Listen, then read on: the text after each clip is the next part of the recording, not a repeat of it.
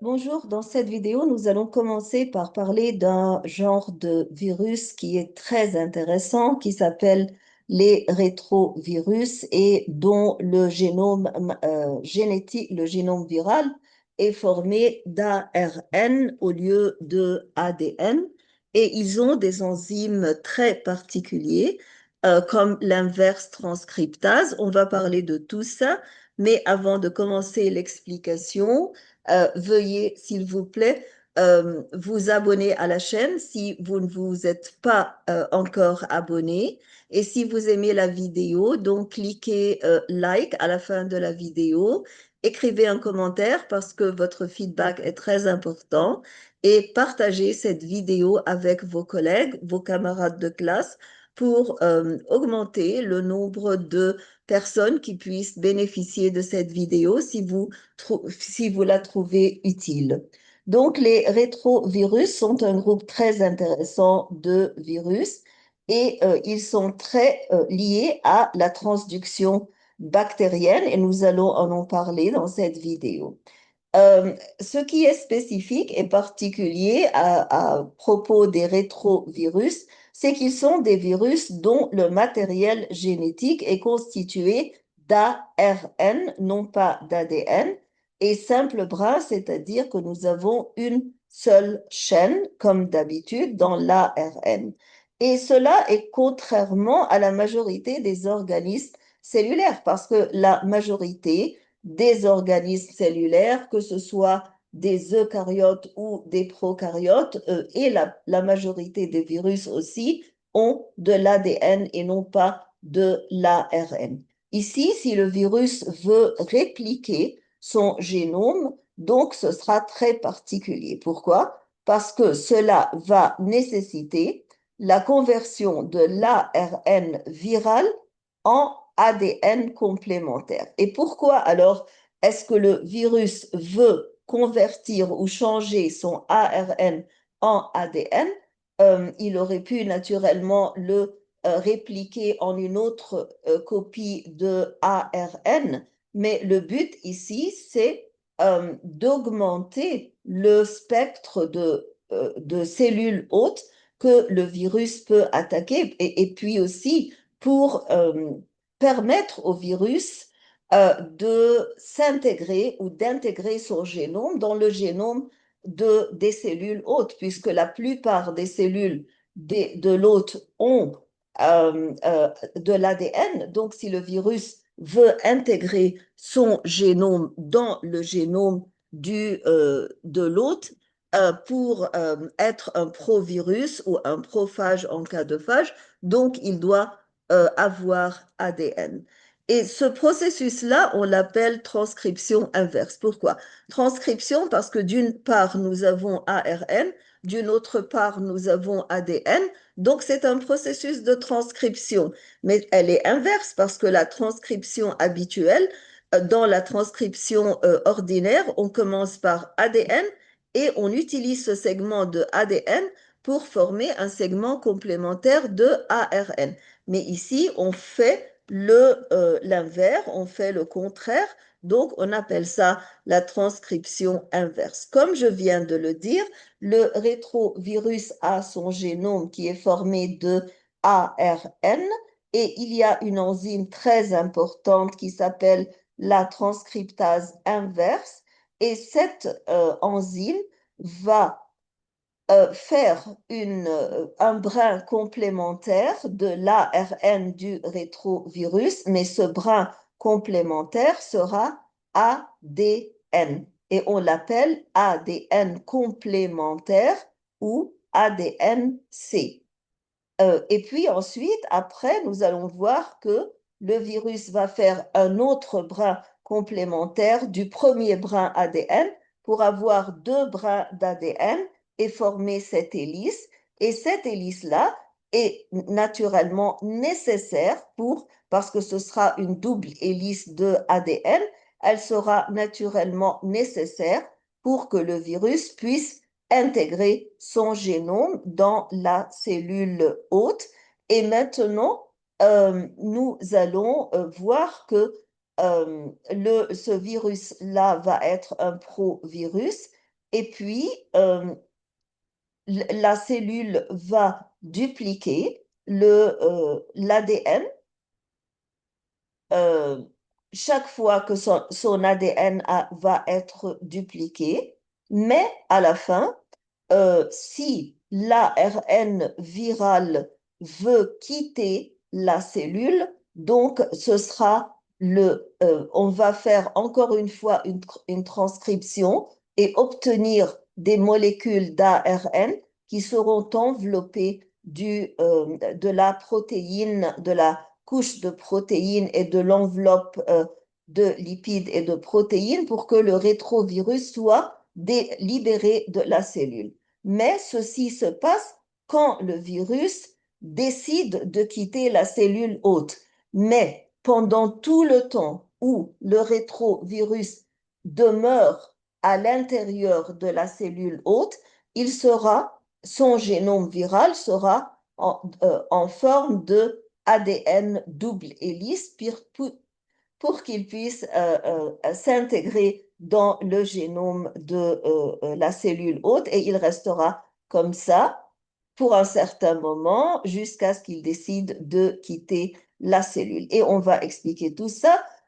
Donc, tout d'abord, nous allons parler de cette enzyme qui s'appelle la transcriptase inverse parce que cette stratégie-là est l'inverse du dogme central de la biologie moléculaire. Nous savons que dans le dogme central de la biologie moléculaire, on commence par l'information sur l'ADN, on la transcrit en ARN, ensuite on traduit ARN en une chaîne polypeptidique. Mais ici, on fait l'inverse. Donc, la transcriptase inverse est une enzyme virale très importante et caractéristique des rétrovirus, c'est-à-dire vous allez voir cette enzyme unique dans les rétrovirus exclusivement. Quelles sont les activités enzymatiques de cette enzyme, la transcriptase inverse? Tout d'abord, elle a une activité ADN polymérase. C'est naturel puisqu'elle va utiliser l'ARN pour former l'ADN complémentaire. C'est pour ça qu'elle dépend de l'ARN pour former ADN. Donc cette activité, pourquoi est-ce qu'on dit activité? Pourquoi ne dit-on pas tout de suite ADN polymérase? Parce que la transcriptase inverse n'est pas seulement une ADN polymérase, mais c'est une ou un des aspects des fonctions de la transcriptase inverse. Donc, elle a une activité ADN polymérase qui est dépendante de l'ARN et qui lui permet de faire un ADN complémentaire. Et vous devez écrire là cette lettre C à partir de l'ARN viral. Mais aussi, elle a une activité ribonucléase. On a dit que le suffixe ase veut dire hydrolyser.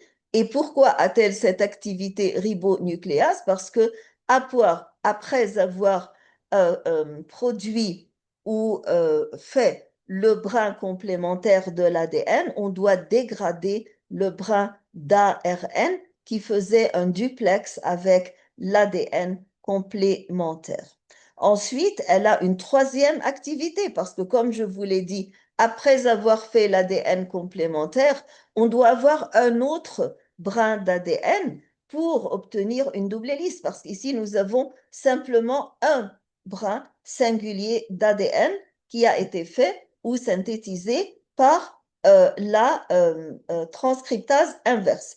Nous avons besoin d'un autre brin d'ADN pour pouvoir obtenir une double hélice qui va s'intégrer dans le génome ADN de la cellule hôte.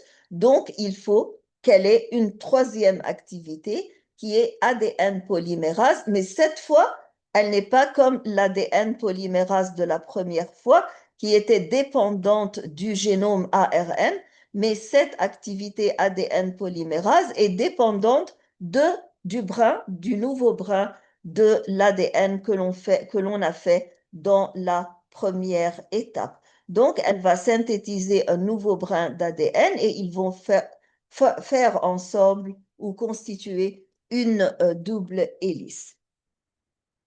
Mais il y a un problème très dangereux avec cette enzyme, la transcriptase inverse, c'est que toutes les ADN polymérases cellulaires font le proofreading ou possèdent le mécanisme de correction des erreurs. Mais la transcriptase inverse, il est vrai qu'elle a l'activité qui est semblable à celle des ADN polymérases, mais elle n'a pas ce mécanisme de proofreading ou ce mécanisme de correction, et ceci explique le taux élevé de mutation chez les rétrovirus. Donc, si on vous demande pourquoi est-ce qu'il y a beaucoup de mutations dans les rétrovirus, c'est parce que, alors, ils se changent tout le temps, mais c'est quelque chose de bien, c'est quelque chose de mauvais pour les cellules hôtes parce que chaque fois qu'il y a une mutation dans le rétrovirus, le système immunitaire de l'hôte n'a pas assez de temps pour s'adapter.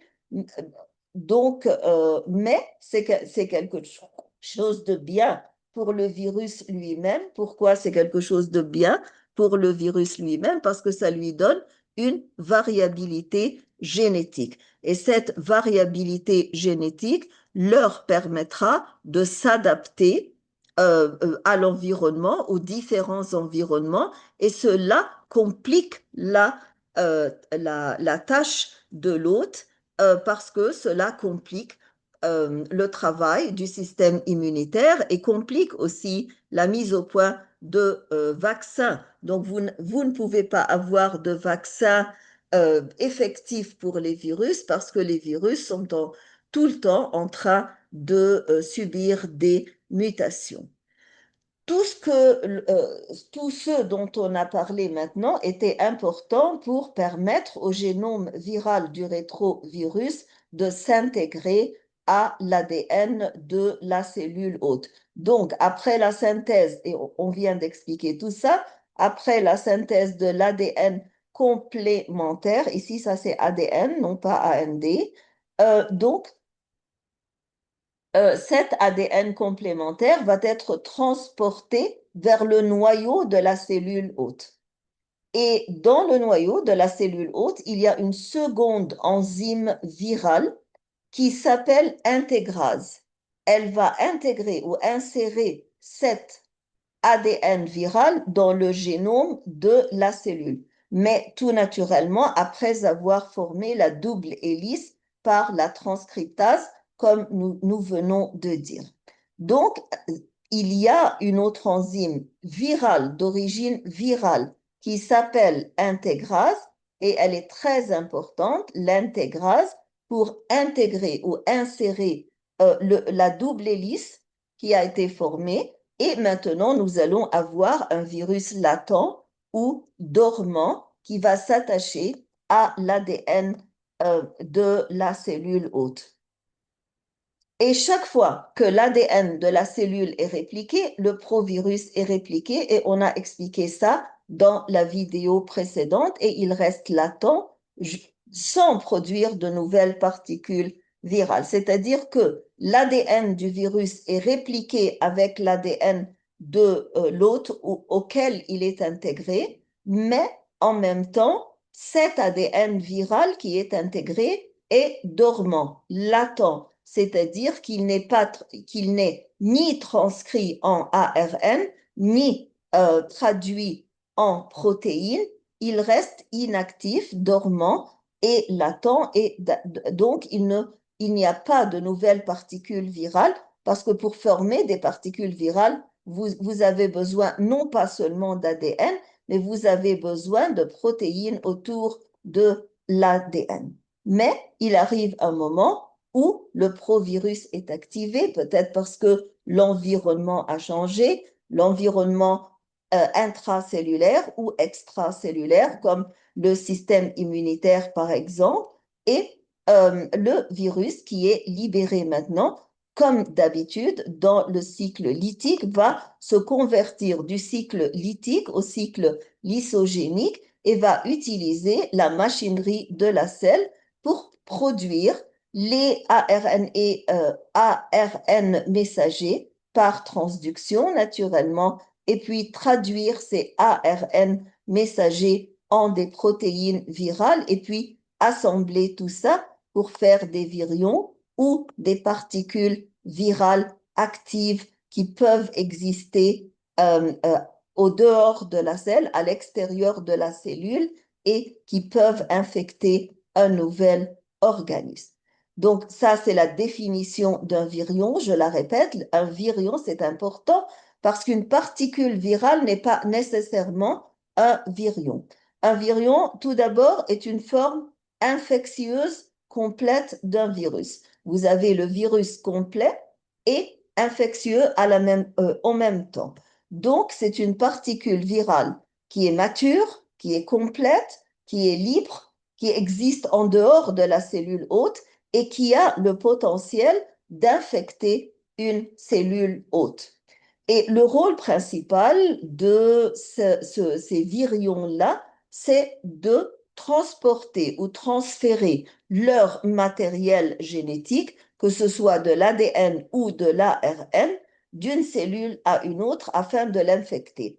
Est-ce qu'il est important pour le virus d'infecter de nouvelles cellules? Naturellement, parce que chaque fois que le virus infecte une nouvelle cellule, le nombre de virus va ou de virions va augmenter à la fin. Donc, un virion est généralement composé de trois éléments fondamentaux, parce que le virion, comme on vient de dire, est une particule virale complète et capable d'infecter. Donc, elle doit avoir son génome, parce que le génome, c'est ce qui porte les instructions du virus qui vont diriger la machinerie de la cellule hôte. Il doit avoir une capside pour protéger naturellement le matériel génétique. Le matériel génétique doit être protégé pour ne pas endommager le virus et pour que le virus garde son potentiel d'infecter. Et parfois, dans certains virus, il y a l'enveloppe, cette membrane lipidique qui aide le virion à pénétrer de nouvelles cellules parce que cette membrane est très semblable à la membrane à la membrane cellulaire des cellules de l'hôte. Donc, cela va aider le virus à s'attacher et à entrer dans la cellule de l'hôte. Un exemple, c'est le virus de l'immunodéficience humaine. C'est un rétrovirus le plus connu. C'est-à-dire que c'est un virus qui a un génome ARN, qui a la transcriptase inverse, qui est capable de s'incorporer dans ou s'intégrer dans le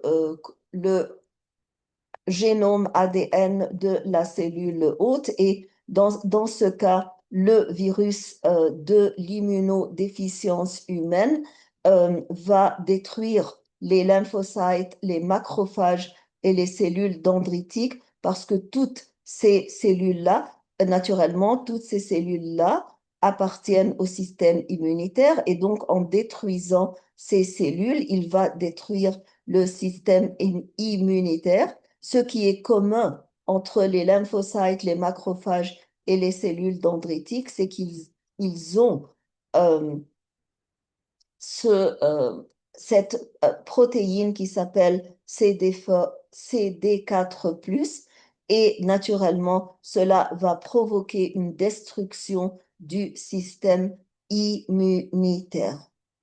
Euh, En l'absence de traitement, cela va conduire à un syndrome d'immunodéficience acquise. Pourquoi acquise? Parce que la personne au début était normale et quand le virus a infecté la personne, elle a été ou elle devient immunodéficiente. Donc, c'est quelque chose, un syndrome acquis et non pas un syndrome que l'on a hérité. Et cela, naturellement, va donner une susceptibilité très grande à des infections opportunistes, c'est-à-dire des infections très faibles, mais qui ont pu affecter le hôte parce qu'il a une immunité très faible.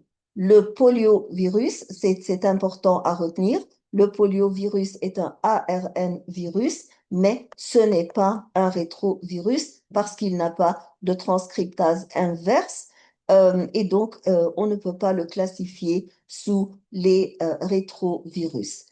Je vais m'arrêter là et on se verra bientôt dans une autre vidéo. Merci pour votre attention et à bientôt.